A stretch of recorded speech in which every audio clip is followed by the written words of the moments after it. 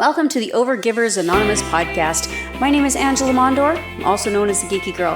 In this podcast, we're going to be talking about some amazing things to help you get over overgiving. Hi, and welcome to this episode of the Overgivers Anonymous podcast. My name is Angela Mondor. I am also known as the Geeky Girl, and today we're going to talk about the truth about overwhelm and what to do instead. Let's be honest, a lot of us get overwhelmed, and yeah, the neurotypicals do too. We handle it a little different, so let's dig in, okay? We're going to talk about reframing that overwhelm and think about it as an internal signal rather than a personal failure. Because a lot of times when we feel overwhelmed, we take it on ourselves, we shit all over ourselves, and instead of thinking about it as a personal failure, let's look at it, reframe it as a signal. Okay, this is something we need to listen to. So we do experience the overwhelm frequently. It's possible that you do as well, that you are feeling this regularly, and we often blame ourselves and say we should handle this better. If you're listening to this, you can't see the air quotes, but we do try to say all the time, oh, I should be able to handle that better. We're shitting on ourselves, okay? So let's explore what overwhelm might actually be telling you, and then how you can reconnect with clarity, and then to create a powerful journaling prompt, shift from scattered to steady. That's what we're working towards. We want to shift from this overwhelm, blame thyself because we're such failures, to actually bring clarity into our lives and to move from scattered to steady. We don't want to be scattered. We want to be steady, and to be as steady as possible. Now, so let's talk about overwhelm and what it feels like. I know for myself that there's lots of times when I have felt overwhelmed, and sometimes it's small overwhelm and sometimes it's big overwhelm. So there's overwhelm where it can impede everything, where I literally can't do anything. I've had situations where I've been so overwhelmed, I just can't leave the house, or I can't do things. I've peopled too much, right? The air quotes come out again. There's been too much going on, and my energy reserves are just depleted so much that I need to find a way to recoup. And sometimes that means that I may be at home, but I'm in my bedroom with the door closed and I'm doing my own thing and not being disturbed. That's a bigger overwhelm than, I have this task I don't know what to do with, and I'm overwhelmed and I can't move forward with the task. Okay? So there's different levels of that overwhelm, and I've certainly felt them all. I have felt overwhelmed to the point where it literally knocked me on my butt for 5 days. That's a massive, huge overwhelm. And that was, of course, before I learned how to manage some of my energy and to really look out for myself. So there have definitely been times when I have said yes to too many things, or I have been working outside of my own strengths and ignoring the fact that I needed downtime, ignoring the fact that if I didn't stop, my body was going to make me stop. That's when the big overwhelms start happening. So, instead of waiting until I got sick, taking the time ahead to say, hey, I need to look after myself so that I don't get sick. When I pause and reflect, the quicker I can catch that, the sooner I see that happening, the better off I'm going to be, the less time I'm going to need to recover, all of those things. So the turning point for me was being able to see it sooner, was being able to actually acknowledge, hey, the reason why I'm leading to burnout right now is because I'm doing these things that aren't in line with what I'm trying to accomplish, or these things are overwhelming because I haven't made it clear why I need to do them or how I need to get them done. Those are some really important pieces that have really given me some strength and ability to see that overwhelm a whole lot less these days, okay? Now, there are some definite reasons why neurodivergent people specifically have some stronger feelings around overwhelm. First of all, that sensory and cognitive overload that we talk about, not just sounds, sight, smells, tastes, whatever, the way their clothing feels, but also having too many decisions to make, or there's too many demands on you, or there's too many notifications happening. Those can all, that sensory or cognitive overload, which will, of course, lead to being overwhelmed in a specific time, place, Task paralysis. I talked about that briefly already. When everything feels urgent, or when you have a task you just don't even know how to get started on. It's a huge task, but you just can't figure out how to get moving, or you've started it and then put it aside and now you can't remember where you were. All of those things can cause task paralysis, which then leads to feeling uncomfortable. There's overwhelm because you can't get going again. We start shitting on ourselves. All of those beautiful things that happen with that task paralysis. Are people pleasing and boundary blurring, letting people take advantage? We say yes sometimes because there's a fear of rejection. There's some guilt there. And those things will lead to burnout, specifically if you're saying yes to things that you really need to be saying no to. Or if you're saying yes to too many things. Maybe they're all great things, but you just really can't do all of them. And so being able to pick and choose your boundaries. Remember, choosing your boundaries is one step. Instilling those boundaries is the next. And then ensuring that you don't allow that boundary to get blurred. So if you've said no to somebody and they keep pushing, it's your job to say, well, here's the boundary. I can't get you. This is where my boundary is. And then there's some decisions to make from a relationship perspective. Is this person, crossing the boundary because they just don't even care about you? Then why are you giving them so much energy? Or do they not understand what the boundary is? Do I need to talk to them differently? But allowing other people to come across your boundary is boundary blurring. Don't let them cross your boundary.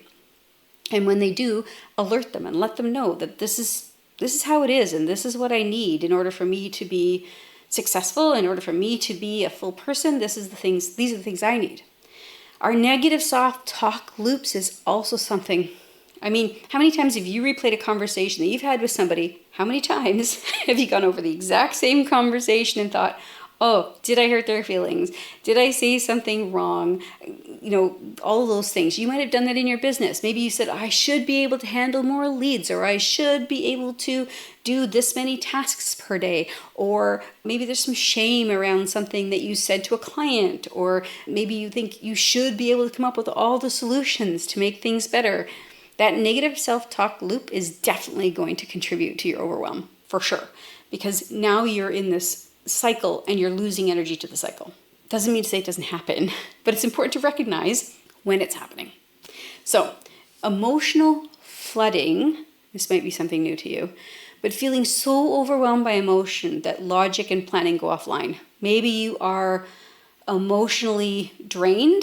Maybe you are feeling, and it could be, depression sometimes can be part of it. If you are somebody who suffers from depression, then there's definitely that piece of it. If you don't suffer from depression, you can still be emotionally flooded by a negative emotion without being actually, clinically depressed. There's those kinds of things. It could even be that you're super excited and you can't move forward with things because that energy isn't allowing you to settle down and do the work you need to do. Okay? So energy, that emotion can be positive, negative, neutral. There's a lot of different kinds of emotions that could flood your system. And for whatever reason, it's going to keep you from doing the things you have to do, which then leads to that overwhelm piece, not being able to move forward. Okay? So let's talk about some actionable steps that you can take. A, reframe overwhelm as a signal and not failure. So pause and ask, what is this feeling trying to tell me? There are so many times that this has been really helpful. You just go, hold on a second. What is myself? What am my body? What am I trying to tell myself? What is my body trying to tell me right now? Sometimes I'll even say, is it mine or somebody else's? Because I have a lot of empathy for other people. So sometimes I pick up on other people's needs. But really, what is it that this feeling is trying to tell me right now? And when you start to ask yourself that question, you will start to see those patterns and you'll start to actually see these signals for yourself. So it might be, you know what? It's because I have maybe there's too much noise, or maybe I'm seeing too many things. So there's different reasons why we get distracted as neurodivergent people. Sound is a big thing for me. Hearing something is a very big distraction for me. That's why when I'm working on things, I generally have my earbuds in so I don't get distracted. But visuals can also be distracting to me. If I'm, working here and I can see out my window, and if there's things going on outside my window that are catching my eye, it might catch my attention, right? So if I don't notice what's going on at first, sitting back and saying, okay, hold on, what is this feeling trying to tell me?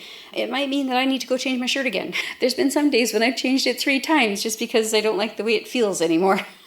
So there's lots of different ways that our bodies are telling us that there's something just outside of happy or just outside of good. And we can ask ourselves, what is that? So a lot of times, overwhelm is going to show up when you don't feel aligned, when you're out of alignment. Think about a car on the road. If it's out of alignment, you have to work really hard to keep it straight, right?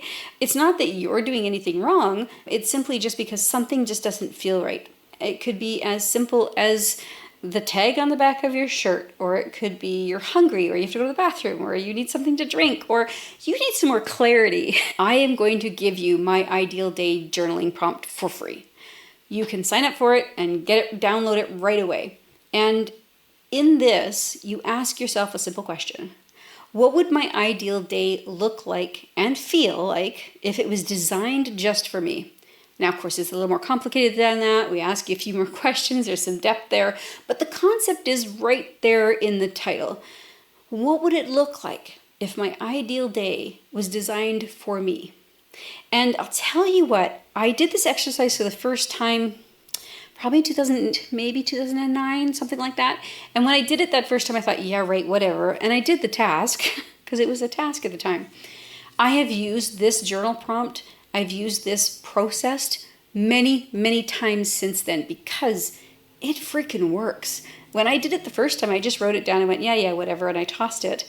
And then, not that I tossed it in the garbage, but I, wrote it in a book and put it in a drawer. And then I'd come across it when we were moving and I was reading and I went, oh my God, these things came true. This is so cool. It does work. Putting things on paper does work, okay? So let yourself explore using this journaling prompt, not just what you do, but how do you want to feel, right? Let yourself really deep dive into what does it feel like to be in part of this day. And it's going to help you to reconnect with the clarity and give you some insight on what kinds of things you need to shift about your life and your day so that you can actually bring more clarity and find out how you can create a business that is not going to bring you a whole bunch of overwhelm. So the third thing I'd say is using clarity as a compass for your decision making. It is so awesome to be able to look at a task/opportunity, again, those air quotes come out. Does it fit into this compass direction of where I want to head? Does this make sense for me?